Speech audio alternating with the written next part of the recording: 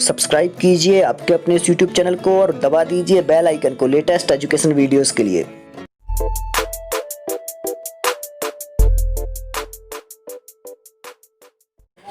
यहाँ पर 6 क्लास का जो चौथा पाठ है उसका अभ्यास अपन करेंगे और ये संख्या बोध नाम से पाठ है। और यहाँ पर संख्याओं का बोध करना है, मतलब कि संख्याओं की जानकारी दी गई है कि किसको क्या बोलते हैं संख्याओं को संस्कृत में। तो छोटे बच्चों के हिसाब से है। यहाँ पर आप लोगों को ये याद करना है कि पुल्लिंग में ये बोलेंगे, स्त्रीलिंग में ये बोलेंगे और नपुंसक लिंग में ये बोलेंगे। ये आपको लोगों को याद करना है। मतलब कि एक जो है, एक को पुल्लिंग में क्या बोलेंगे, एकः, स्त्रीलिंग में क्या बोलेंगे, एका, और नपुंसक लिंग में क्या बोलेंगे, एकम। ये याद रखना है। अब दो दिया हुआ है तो दो को क्या बोलेंगे, पुल्लिंग में द्वौ बोलेंगे, और स्त्रीलिंग में क्या बोलेंगे, द्वे। अगर बालिकाएं हैं तो उन्हें द्वे बोलेंगे, और नपुंसक लिंग में भी द्वे बोलेंगे। जैसे पुस्तक है तो उसे भी द्वे बोलेंगे। और यदि बालक हैं कोई या फिर कोई व्यक्ति है तो उसके लिए द्वौ बोलेंगे, क्योंकि पुल्लिंग है। और तीन को क्या बोलेंगे, तो त्रयः बोलेंगे पुल्लिंग को। आप लोग पुल्लिंग, स्त्रीलिंग और नपुंसक लिंग में समझते होंगे। और स्त्रीलिंग होगी तो उसे तिस्रः बोलेंगे। यदि महिलाएं हैं तो तिस्रः बोलेंगे। तीन महिलाएं हैं तो तिस्रः महिले, या फिर महिलाः है, हाँ महिलाः। दो महिलाएं हैं तो महिले। इस प्रकार से स्त्रीलिंग, पुल्लिंग और नपुंसक लिंग। तो यहाँ पर बहुवचन का है तिस्रः का, और नपुंसक लिंग शब्द है जैसे पुस्तक है तो उसके लिए त्रीणी आएगा। तीन पुस्तकें हैं तो त्रीणी। इसी प्रकार से पुल्लिंग में चार को चत्वारः लिखेंगे, चतस्र लिखेंगे स्त्रीलिंग में, और नपुंसक लिंग में लिखेंगे चत्वारी। और आगे चलते हैं तो पुल्लिंग में पंच लिखेंगे, और स्त्रीलिंग में भी पंच आएगा और नपुंसक लिंग में भी पंच आएगा। तो इतना आपको ध्यान रखना है। मतलब कि यदि कोई वस्तु पुल्लिंग में है तो उसको इस प्रकार से लिखना है, एकम द्वौ त्रयः चत्वारः। और स्त्रीलिंग में है तो एका द्वे तिस्रः चतस्र, ध्यान से। और नपुंसक लिंग में है कोई तो एकम द्वे त्रीणी और चत्वारी। इतना आपको याद रखना है। अब मैं पाठ में ऊपर चल के और आप लोगों को थोड़ा सा बता देता हूं कि पाठ में क्या दिया हुआ है। देखिए, छोटे बालकों के हिसाब से अभ्यास है और संख्याओं का बोध यहाँ पर कराया गया है। जैसे एक वृक्ष दिया हुआ है तो एकः वृक्षः। दो बालक हैं तो उसी प्रकार से जो मैंने अभी चार्ट बताया था उसमें द्वौ बालकौ, दो बालक है ना। तो तीन अश्व हैं तो त्रयः अश्वः। चत्वारः घटाः, पंच कुक्कुराः, नौ मृगाः, मृग है ना, षट् कपोताः, नौ मृगाः, सप्त शुकाः, सात को, और 8 मूषक दिए हुए हैं तो अष्ट मूषकाः, 10 मयूराः, ऐसा। आगे अब स्त्रीलिंग की बात है तो स्त्रीलिंग में एका होगा, बोला था ना मैंने, एका बोलेंगे एक को। तो एका बालिका, षट् घटिका, सप्त मक्षिका, द्वे बालिके, दो को बोलेंगे ना द्वे, अष्ट छुरिकाः, 9 पिपीलिकाः, पिपीलिका मतलब होता है चींटी। देखिए, तीन दी हुई है तो तीन मालाएं हैं तो तिस्रः बोलेंगे, तिस्रः माला। इसी प्रकार से चटका तो पंच चटकाः, 10 बालिकाः, ये। आगे एकम हलम, एक हल है तो एकम हलम। द्वे पुष्पे, त्रीणी कंदुकानि, कंदुकानि मतलब बॉल होता है कंदुक। चत्वारि छत्राणि, 4 छाते हैं। पंच पुस्तकानि और षट पत्राणि, 6 पत्ते हैं। आगे केले दिए हुए हैं, केले को कदली फल बोलते हैं, और दाड़िम अनार को बोलते हैं। तो अष्ट और सप्त ये दोनों अलग अलग दिए हुए हैं। 9 उपनेत्राणि, 9 उपनेत्र दिए हैं चश्मे। और आम्रम तो आम्र फलानी, 10 आम्र फलानी। तो इतना आपको समझ में आ गया होगा। यहाँ पर जो चार्ट था उसी चार्ट के अनुसार अपन ने उदाहरण वहां पर देख लिए हैं। चलिए, यहाँ पर अभ्यास कार्य दिया हुआ है, अभ्यास कार्य कर लेते हैं। और आपको यहाँ पर देखना है कि यहाँ एकम लिखा हुआ है और एकम नपुंसक लिंग में है। तो नपुंसक लिंग में यहाँ पर क्या दिया हुआ है, बालकः पुल्लिंग है, बालिका स्त्रीलिंग है, फलम नपुंसक लिंग है। तो यहाँ पर फलम आ जाएगा। इसी प्रकार से तिस्रः दिया हुआ है तो आपको पता करना है कि तिस्रः कहाँ है, मतलब क्या है तिस्रः। तो तिस्रः बालिका होंगी, ठीक है। तो यहाँ जो बालिका है ये आ जाएगा। आगे सप्त सन्ति, तो सप्त क्या है ये आपको देखना है। तो अश्वाह, यहाँ पर अश्वाह दिया है क्योंकि ये बहुवचन में है, ये महिला के लिए है जो कि स्त्रीलिंग में है। और ये भी एक वचन है और ये भी एक वचन है। थोड़ा सा और आपको याद रख लेना है, ये एक वचन है, ये एक वचन है, और ये जो अश्वाह दिया है ये बहुवचन है। तो सप्त यहाँ पर लिखा हुआ है तो बहुवचन का ये अश्वाह आएगा। ठीक है, आगे क्या दिया हुआ है, उचित परिवर्तनेन रिक्त स्थानम पूरयत, उचित परिवर्तन करके रिक्त स्थानों की पूर्ति करना है। तो देखिए द्वे लिखा हुआ है, तो द्वे के साथ में यहाँ जो ये शब्द है ये भी वैसा आना चाहिए था। तो द्वे क्या आएंगे, लते, बाला का बाला लिखा हुआ है तो ये आएगा बालाह, तिस्रः है ना 3, तो बहुवचन आएगा यहाँ भी। बालाह, छात्र लिखा हुआ है तो छात्र का क्या आएगा, 2 छात्र है ना, तो छात्रः छात्रौ आएगा इतना। चत्वारि ग्रह लिखा हुआ है तो क्या आएगा, ग्रहाणी, चत्वारि ग्रहाणी आएगा, चत्वारि ग्रहाणी। आगे क्या दिया हुआ, षट, तो 6 दिया हुआ है, तो बहुवचन में अपन को बालक का बहुवचन लिखना है, बालकाः, बालकाः हो जाएगा। सप्त, नृपाः, नृप दिया है एक वचन में, नृपाः हो जाएगा। अजा दिया हुआ है, 9 अजाह दिया है, तो अजा तो होता है एक वचन और अजाह होता है बहुवचन में, तो ये इसी प्रकार से 10 दिया है तो यहाँ ग्रहाणी हो जाएगा और पंच मनुष्याः हो जाएगा, इतना हो जाएगा। ठीक है, आगे चलते हैं अगले अभ्यास पर। उचित संख्या पदेन पूरयत, तो उचित संख्या पद को यहाँ पर आपको लिखना है कि क्या आएगा यहाँ। तो सीधी सीधी सी बात है, आप लोगों को संख्या पद जो दिए हुए हैं उसी प्रकार से एक दिया हुआ है तो एकम या फिर जो भी आएगा एकः या फिर स्त्रीलिंग पुल्लिंग या नपुंसकलिंग के हिसाब से आपको यहाँ पर लिख देना है। सप्त जनाः हो जाएगा या फिर द्वे लते, जो भी आपको लगे तो आपको करने की कोशिश करना है, बिल्कुल से आसान ही है, कोई कठिन नहीं है। मयूराः दिया है तो पंच मयूराः होगा। इसी प्रकार से इनका भी आपको जो यहाँ पर वचन दिया हुआ है इस वचन के अनुसार इस शब्द को आपको यहाँ पर भरना है। तो नेत्र दिया है, नेत्र आपको देखना है कि कौन से वचन में है नेत्र और उसी के हिसाब से इसका वचन यहाँ कर देना है। तो एक एक करके आप लोग कर ही लेंगे, पुष्पाणी का भी कर लेंगे, पर्वताः का कर लेंगे, गजाः का भी कर लेंगे और माला का कर लेंगे। ठीक है, माला एक वचन में है तो माला आपको बताना है कि यहाँ क्या आएगा, एका आएगा कि क्या आएगा, एकम आएगा या फिर कुछ भी एकः आएगा, तो कुछ भी आएगा तो आपको यहाँ पर भरना है। आगे संस्कृत संख्या लिखत, संस्कृत में यहाँ पर संख्याएं लिखना है आप लोगों को, संस्कृत संख्या लिखत। तो क्रमशः आप लोगों को देखना है कि दिया क्या हुआ है, का नंबर का दिया है, यहाँ पहले अभ्यास में देख लेते हैं। 4 दिया हुआ है तो चत्वारि लिखा हुआ है नपुंसक लिंगे, नपुंसक लिंग में क्या बनेगा, चत्वारि का आपको यहाँ पर लिखना होगा।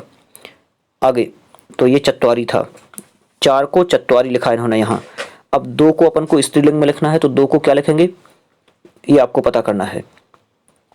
इसी प्रकार से 4 को लिखना है, 4 को क्या लिखेंगे तो वो भी आप लोगों को पता करना है कि खा जो दिया है तो 4 को क्या लिखेंगे, 3 को क्या लिखेंगे, और आगे भी आप लोग देख लें इसी प्रकार से।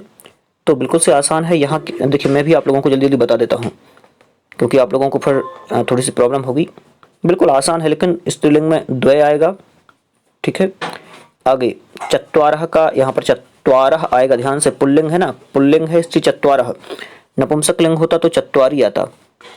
आगे थोड़ा सा और जूम कर देता हूँ, आगे लिखा हुआ है 3 दिया है, नपुंसक लिंग में लिखना है 3 का तो त्रयः आएगा, आप लोगों को पता ही है, वो मैंने सारणी आपको स्टार्टिंग में बताई थी। और यहाँ पर एकम दिया है पुल्लिंग में तो पुल्लिंग एकः होता है, क्या होता है, एक दिया हुआ है तो एकः। 3 दिया है स्त्रीलिंग दिया है तो 3 स्त्रीलिंग तिस्रः आएगा, बिल्कुल से ये आप लोग याद रखना, तिस्रः। आगे 2 लिखा हुआ है और नपुंसक लिंग लिखा हुआ है तो 2 का क्या आएगा नपुंसक लिंग में, द्वयी क्या आएगा, ध्यान से, नपुंसक लिंग यहाँ कहाँ था अपन, ये जो 4 नंबर का दिया हुआ है 4 नंबर का द्वे आएगा, द्वे नपुंसक लिंग में। फिर से एक दिया हुआ है पुल्लिंग में तो नपुंसक लिंग में द्वे और पुल्लिंग में द्वौ। अब दिया है 1 नपुंसक लिंग में तो 1 का क्या होता है, एकम, एकम। पुल्लिंग दिया हुआ है 3 तो क्या हो जाएगा, त्रयः। और स्त्रीलिंग दिया हुआ है 1 तो क्या हो जाएगा, एका, एका हो जाएगा। ठीक है,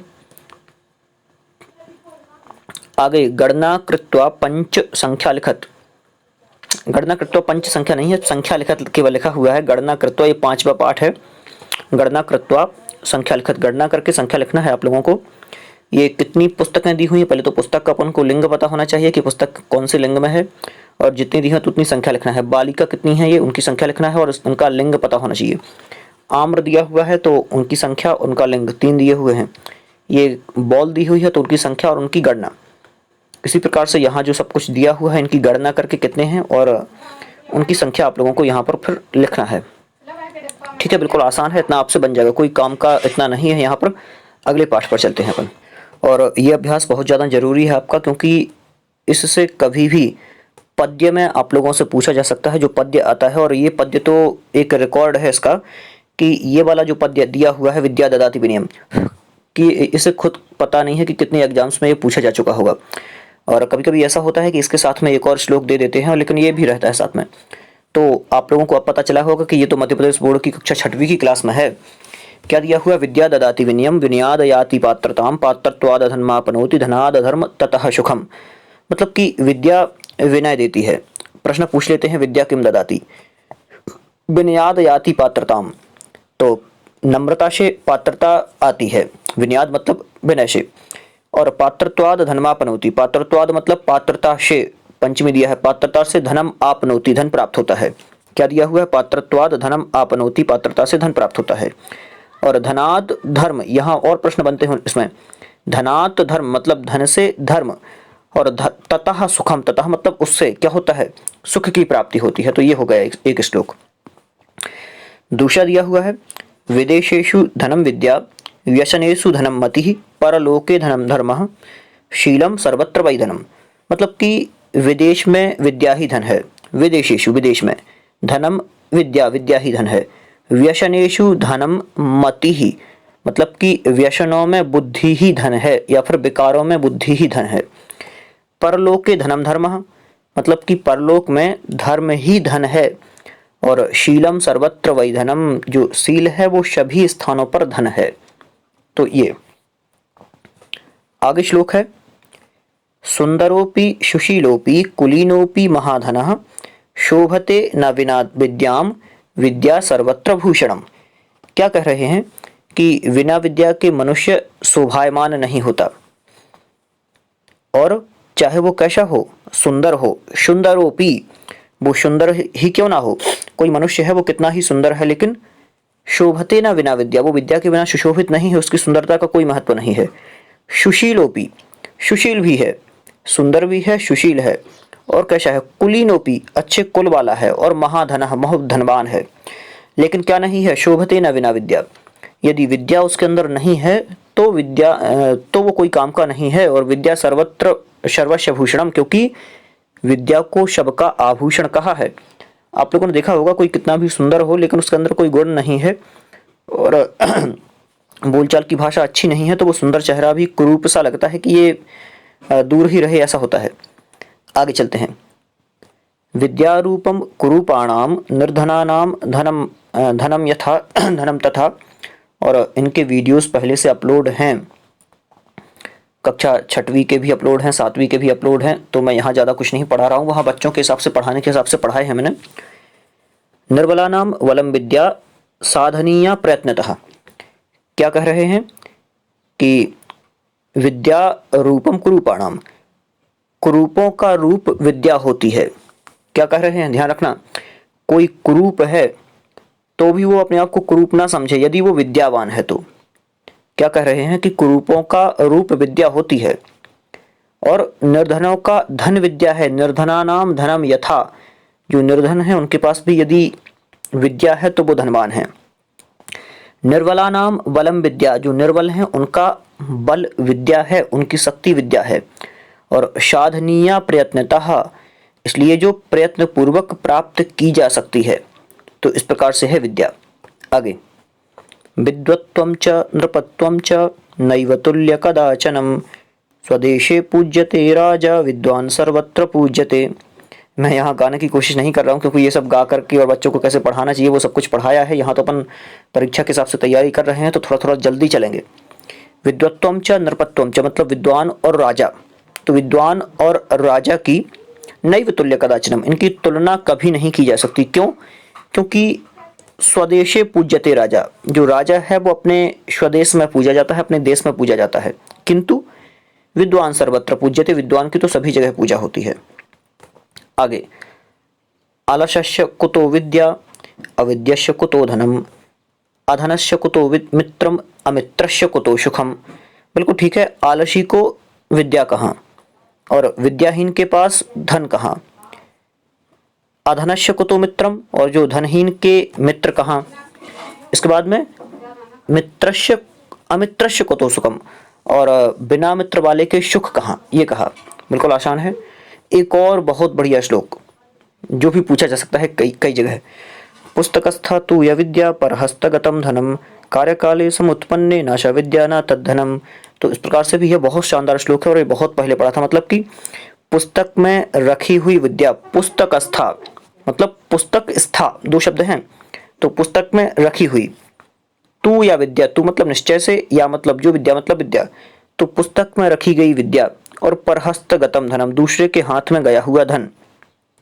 कार्यकाले समुत्पन्ने नाशा विद्या न तद्धनम, मतलब कि कार्य पढ़ने पर ना तो वह विद्या काम आती है और ना ही वह धन काम में आता है। मतलब कि पुस्तक में रखी हुई विद्या कोई काम में नहीं आएगी जब तक आप लोग उसका उपयोग नहीं करते हैं या फिर उसे पढ़ते नहीं हैं, तो ग्रहण नहीं करते हैं। और दूसरे के हाथ में गया हुआ धन भी आपका फिर नहीं है, तो ये बन जाएगा आपसे। बिल्कुल आसान है। आगे, किम कुलेन विशालेन विद्याहीनस्य देहिनः अकुलीनोपि विद्यावान देवैरपि सपूज्यते। क्या कह रहे हैं? देवैरपि सपूज्यते। जो विद्यावान है, जो पढ़ा लिखा है, वो तो देवताओं से भी पूजित है। मतलब आपको अपने बच्चों को पढ़ाना जरूर है और कोशिश ये करना है कि जो नहीं पढ़ रहे हैं उन्हें भी पढ़ाने की कोशिश करना है।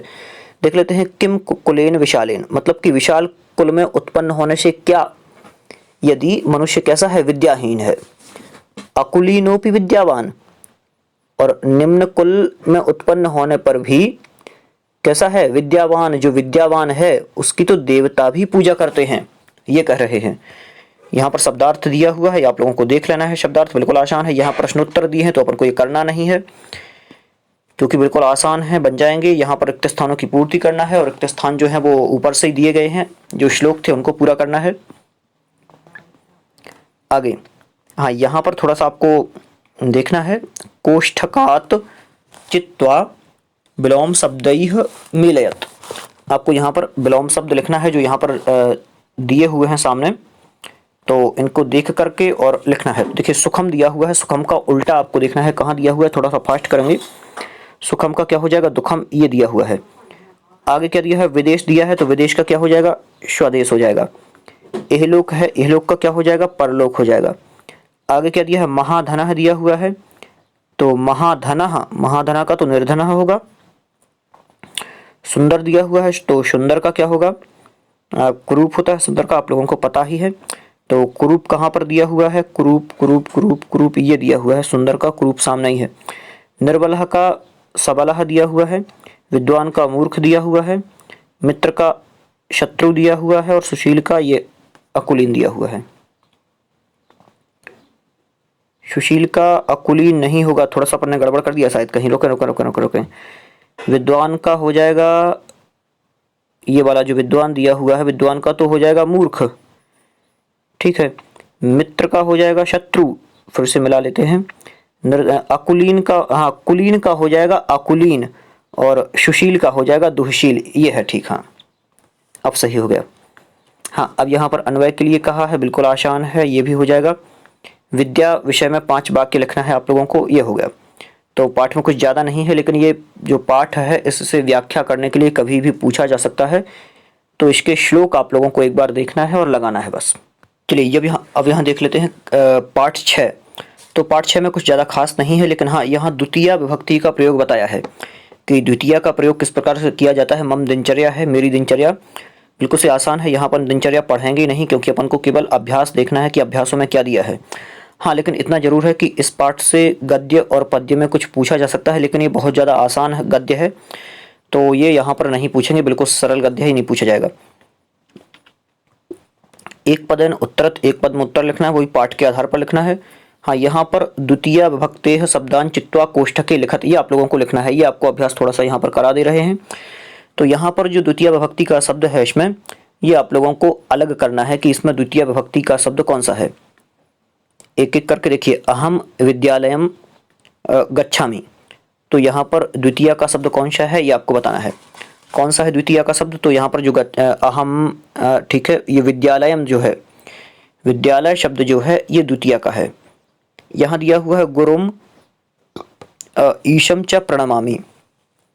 तो एक एक शब्द आप लोग भी देखते चलें कि कहाँ पर द्वितीया का प्रयोग हुआ है। बिल्कुल से आसान है और थोड़ा सा जल्दी करने की कोशिश इसलिए कर रहा हूँ कि इस प्रकार के पाठ और भी बहुत सारे हैं, और जो 8वीं 9वीं और 10वीं हैं इनमें भी और अच्छे तरीके से बताया गया है, तो उनको भी अपन लोगों को थोड़ा सा देखना है। तो देखिए यहाँ पर जो दिया हुआ है गुरुम और ईशम, ये जो शब्द यहाँ पर दो डब्बे भी दिए हुए हैं, 2 डिब्बे हैं। तो दोनों डिब्बों में एक तो लिखेंगे अपन गुरुम और दूसरा ईशम, और तीसरे में क्या होगा, यहाँ भी 2 डिब्बे हैं तो एक में आ जाएगा मातरम और दूसरे में आ जाएगा पितरम, दोनों द्वितीय हैं। यहाँ पर दिया हुआ है पाठान, ये द्वितीय में है, और आगे दिया हुआ है ग्रहम, ये द्वितीय विभक्ति में है। द्वितीय में कैसे है? तो ग्रहम ग्रहे ग्रहाणी, ग्रहम ग्रहे ग्रहाणी, इस प्रकार से चलते हैं ना। अब यहाँ क्या दिया हुआ है, यहाँ आप लोगों को वाक्यों की रचना करना है। तो एक एक करके, मतलब कि इसको जोड़ना है पहले तो वाक्य में। तो कृपया चमसम ददातु, ऐसा आ जाएगा, कृपया चमसम ददातु। कृपया क्षुधाकंडम स्वीकरोतु, ऐसा बच्चों के हिसाब से है ना। कृपया तालह, ध्यान से, कृपया तालम स्वीकरोतु, तो तालम भी स्वीकरोतु हो जाएगा। कृपया श्यूतम, तो श्यूतम में क्या होगा, ददातु, ददातु कर देंगे, यहाँ हाँ नीचे ले गया मैं, यहाँ ददातु पर कर देंगे। कृपया मालाम, और भी बहुत सारे शब्द हैं, मालाम कर देंगे, पत्रिका कर देंगे, सकटिका कर देंगे, शाटिका कर देंगे। तो इनके साथ भी क्या कर देंगे अपन, कुछ भी कर सकते हैं, पठतु। कृपया मालाम शाटिकाम, अच्छा मालाम और शाटिकाम शब्द है तो इसके साथ आनयतु आएगा, आनयतु लाओ, माला आदि जो है ये सब लाओ। तो इस प्रकार से इन वाक्यों का आप लोगों को इससे जोड़ करके और बना लेना है वाक्यों को, ये भी आसान है। कृपया लगा करके जोड़ने को कहा है। हाँ, ये देख लेते हैं थोड़ा सा, दिया हुआ है अधोलिखित शब्देभ्यः उचितम शब्दम चित्वा रिक्त स्थानम पूरयेत, रिक्त स्थानों की पूर्ति करना है। तो अहम पाठाम पहला आएगा, ये कौन सा, अहम, अच्छा पाठम, अहम पाठम पठामि। सह शिक्षकम नमति, ये संदीपः क्रीडाति, तो क्या आएगा, संदीपः वस्तूनि क्रीणाति, ये वाला। आगे रमेशः आहवयति, रमेशः मित्रम आहवयति, मित्र को बुलाता है। सह माम पृच्छति, मुझे पूछता है। अब यहाँ पर जो अभ्यास दिया हुआ है, ये निर्दिष्ट शब्दानाम द्वितीय विभक्तेः रूपम निम्न कोष्ठके लिखत, मतलब कि निर्दिष्ट मतलब होता है दिए गए, शब्दानाम मतलब शब्दों को, द्वितीय विभक्ति में, रूपम मतलब रूप में, निम्न कोष्ठक में लिखत मतलब लिखना है। तो लिखना है यहाँ पर देखिए, बालक शब्द के हैं, बालकम, बालकौ, बालकान दिया हुआ है। आगे है पुरुष दिया हुआ है, तो पुरुष का पुरुषम, पुरुषौ, पुरुषान होगा। और युवक दिया है, तो युवक का क्या होगा, युवकम लिख देता हूं मैं, युवकम, युवकौ और युवकान, युवकम, युवकौ, युवकान हो जाएगा। तो यहाँ ये जो छठवां पाठ है इसमें इतना ही है, इससे ज़्यादा कुछ नहीं है छठवें पाठ में। आगे देख लेते हैं। हाँ, यहाँ पर ये 7वां पाठ है। 7वें पाठ में क्या दिया हुआ है, तो यहाँ तृतीय विभक्ति के प्रयोग के बारे में बताया है कि तृतीय विभक्ति का प्रयोग बच्चे कैसे करें। और बहुत सारे शब्द यहाँ पर ऐसे होंगे जिनको तृतीय विभक्ति में दिया हुआ होगा। संहति कार्य साधिका एक पाठ का नाम है, तो ये संहति कार्य साधिका नाम से एक पाठ है। यहाँ पर शब्दार्थ दिए हुए हैं, ये उसी पाठ से संबंधित प्रश्न भी हैं, पाठ से संबंधित जोड़ियां हैं। हाँ, यहाँ पर क्या दिया हुआ है जो अपने काम का है वो देख लेते हैं।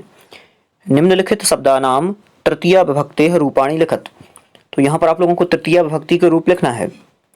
तो आपकी जो प्रतियोगी परीक्षा है उसमें इस प्रकार के रूप वहाँ पूछे जा सकते हैं, क्योंकि ये 6, 7 और 8 की क्लास में हैं। तो क्या दिया हुआ है आप लोगों को ध्यान से एक एक करके देखना है। तीसरा प्रश्न है जहाँ पर लिखा हुआ है हस्त शब्द दिया हुआ है, तो हस्त शब्द के रूप दिए हुए हैं, एक एक करके देखते जाए। हस्तेन एक वचन में है, हस्ताभ्याम द्विवचन में है, और तृतीया के देखना है कौन सी विभक्ति के हैं ये, तृतीया विभक्ति के हैं। हस्तेन, हस्ताभ्याम, हस्तैः। क्या लिखा हुआ है? हस्तेन, हस्ताभ्याम, हस्तैः। एक एक विभक्ति के दिए हुए हैं, और वो भी कैसे, जैसे कि अब हाँ तृतीया विभक्ति के ही हैं। एक एक पाठ में अलग अलग विभक्तियों को बता रहे हैं। अगला पाठ रहेगा उसमें चतुर्थी को बताएंगे। तो आप लोगों ने विभक्तियां पढ़ी होंगी, रामः, रामौ, रामाः, रामम, रामौ, रामान, द्वितीया, रामा, इस प्रकार से, मतलब कि लाइन से सप्तमी विभक्ति तक। तो यहाँ जो है तृतीया विभक्ति है, तो केवल तृतीया के रूप यहाँ पर दिए हुए हैं। जैसे कि यहाँ पाद दिया हुआ है, तो पाद शब्द का तृतीया विभक्ति क्या बनेगा? तो पाद का अपन को यहाँ पर अलग लिखना है, पादेन, पादाभ्याम, पादैः। क्या होगा? पादेन, पादाभ्याम, पादैः। घट दिया है तो घटेन, घटाभ्याम, घटैः। अर दिया है तो अरेण, अराभ्याम, अरैः। इसी प्रकार से नासिका, नासिकया, यहाँ पर स्त्रीलिंग है, नासिकया, नासिकाभ्याम, नासिकाभिः। इसी प्रकार से जिह्वा दिया हुआ है, तो जिह्वा, जिह्वया, कैसा लिखा जाएगा? जिह्वया, यहाँ पर वा और या, जिह्वया, वाहे हा में। इसी प्रकार से जिह्वाभ्याम और जिह्वा भी ऐसा कर लेंगे। आगे इष्टिका दिया है, तो इष्टिका का क्या होगा? इष्टिका, इष्टिका का इष्टिकया, इष्टिकाभ्याम, इष्टिकाभिः। शाखा दिया हुआ है, तो शाखया, तृतीया विभक्ति है ना, शाखा का क्या चलेगा? शाखा का लिखेंगे अपन, मैं लिख देता हूं अच्छे से, शाखया ऐसा, और शाखया, शाखाभ्याम और शाखा भी, क्या चलेगा? शाखा भी, ऐसा रहेगा ये।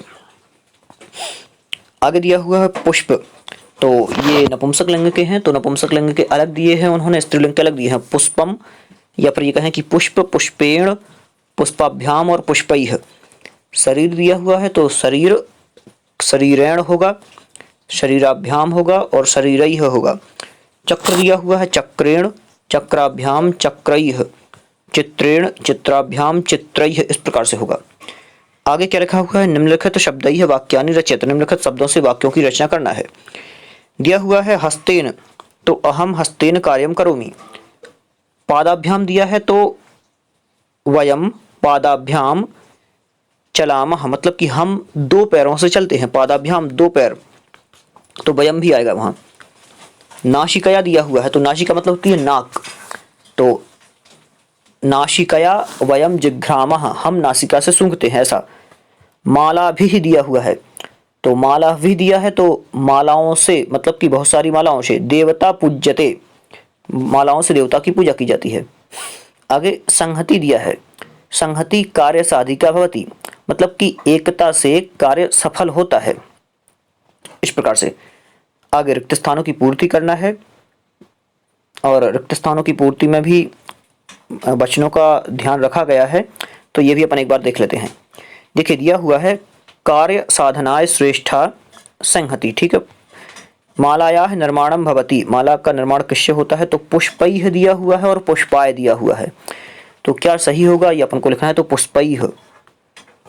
आगे दिया है वयम नेत्राभ्याम शृणुमः या फिर पश्यामः, तो देखिए शृणुमः मतलब सुनना और पश्यामः मतलब देखना, तो नेत्रों से देखते हैं। आगे वस्त्र निर्माणम भवति, तो बिंदु भी भवति या तंतु भी भवति, तंतुओं से होता है ये। पूर्णानि भवन्ति, जनेन या फिर जनैः, क्या होगा सही? तो जनैः होगा सही। आगे सह वनम गच्छति, साथ वन में जाती है, तो जनकेन या फिर रामेण, किसके साथ जाती है? तो रामेण। आगे रमेशः मित्रैः सह क्रीडति या शह क्रीडति, तो सह आएगा, शह क्रीडति, सह गलत हो जाएगा। रमेशः मित्रैः सह क्रीडति मतलब मित्र के साथ खेलता है, सह आएगा। रमा सह क्रीडति, तो रमा लतया सह क्रीडति, लताया नहीं होगा, लतया होगा। आगे पाठे आगतान तृतीया विभक्ते शब्दान लिखत, तो पाठ के अंदर जो भी तृतीया विभक्ति के शब्द हैं उन शब्दों को आप लोगों को लिखना है। मैं पाठ में चलता हूँ, पाठ में बता देता हूँ आपको। यहाँ पर ये पूरा पाठ दिया हुआ है, यहाँ पर आप लोग तृतीय विभक्ति के शब्दों को छांट सकते हैं। तो जल्दी जल्दी छांटने की कोशिश करें कि अपन लोग ऐसे एक ऐसे लगाते चलें लाइन, मतलब कि बहुत सारे जो तृतीय विभक्ति को हो, हाँ यहाँ पर ना लगाएं, आगे लगा लें। और भी जो बहुत सारे मेलनयन दिया हुआ है, और भी ऐसे मतलब कि योगैन दिया है, नेत्राभ्याम दिया है, नासिकया दिया है, जिह्वया दिया है, पादाभ्याम दिया है, हस्ताभ्याम दिया है, और भी बहुत सारे मतलब किस प्रकार के जो शब्द हैं, मुखेन दिया है। तो ऐसे शब्दों को आप लोगों को छांट करके वहाँ पर लिखना है। ठीक है, तो ये जो अपना 7वां पाठ है ये भी कंप्लीट ही होने वाला है। यहाँ पर विविध प्रश्नावली 1 दे दी है, फिर तो आप लोगों ने पढ़ा ही होगा। विविध प्रश्नावलियाँ इसके बाद दी जाती हैं अभ्यास के लिए। तो आगे के वीडियो में पुनः इसी प्रकार से अभ्यास करेंगे और थोड़ा सा जल्दी करने की कोशिश भी करेंगे कि एक बार में 4-5 पाठ आ जाएं तो अभ्यास बढ़िया रहे। और ये अपन 3-4 वीडियो में ये पूरी कक्षा 6वीं को कंप्लीट कर लें और इसी प्रकार से आगे भी, क्योंकि आगे जो दिए हुए होंगे अभ्यास उनमें केवल अपन अभ्यास कार्य करेंगे, लेकिन उनमें थोड़ा सा टाइम ज़्यादा लगेगा, क्योंकि आगे की क्लासों में ज़्यादा प्रत्यय, उपसर्ग, संधियाँ भी पूछ लेते हैं।